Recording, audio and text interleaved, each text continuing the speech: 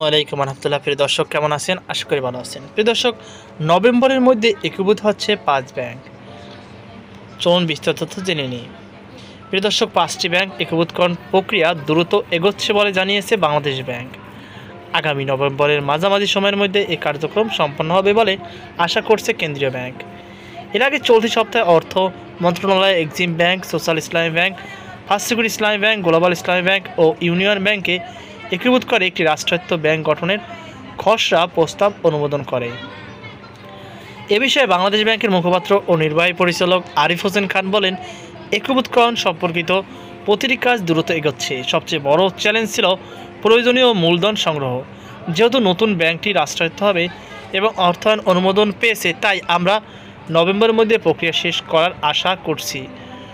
নতুন প্রতিষ্ঠানটি শরিয়া ভিত্তিক ইসলামী ব্যাংক হিসাবে পরিচালিত হবে। সরকারের পক্ষ থেকে জাতীয় বাজেট থেকে 20,000 কোটি টাকার নতুন মূলধন হিসাবে যোগ করা হবে।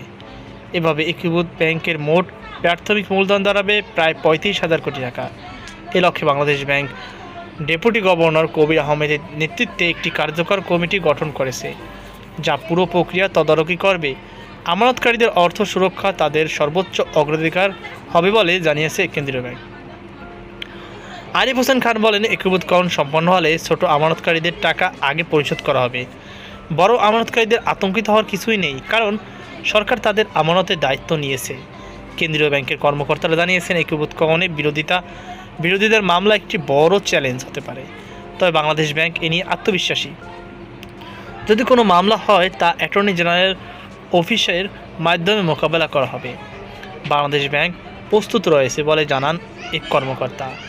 একীভূতকরণের পর 5 ব্যাংকের বর্তমান পরিচালনা পরিষদ বিলুপ্ত হবে। নতুন বোর্ড গঠন করে প্রাথমিকভাবে কার্যক্রম পরিচালনা করবে বাংলাদেশ ব্যাংক। তবে কর্মচারীদের ভবিষ্যৎ বা শাখা নেটওয়ার্ক একীভূতকরণের বিষয়ে এখনও কোনো চূড়ান্ত সিদ্ধান্ত হয়নি। বাংলাদেশ ব্যাংকের তথ্য অনুযায়ী 5 ব্যাংকের সম্মিলিত খেলাপি ঋণের পরিমাণ প্রায় 1,47,000 কোটি টাকা, যা তাদের মোট ঋণের প্রায় 77%। এর মধ্যে ইউনিয়ন ব্যাংকের খেলাপি 98%, ফার্স্ট সিকিউরিটি ইসলামী ব্যাংকের 96%, গ্লোবাল ইসলামী ব্যাংকের 95%, সোশ্যাল ইসলামী ব্যাংকের 62%, এক্সিম ব্যাংকের খেলাপি ঋণ 48%। সূত্র বাংলাদেশ প্রতিদিন। তো প্রিয় দর্শক, এই ছিল আমার সর্বশেষ আপডেট। এ নিয়ে আপনার কি মতামত অবশ্যই কমেন্টে জানাবেন। সকল আতঙ্ক আজকে পর্যন্ত। আল্লাহ হাফেজ।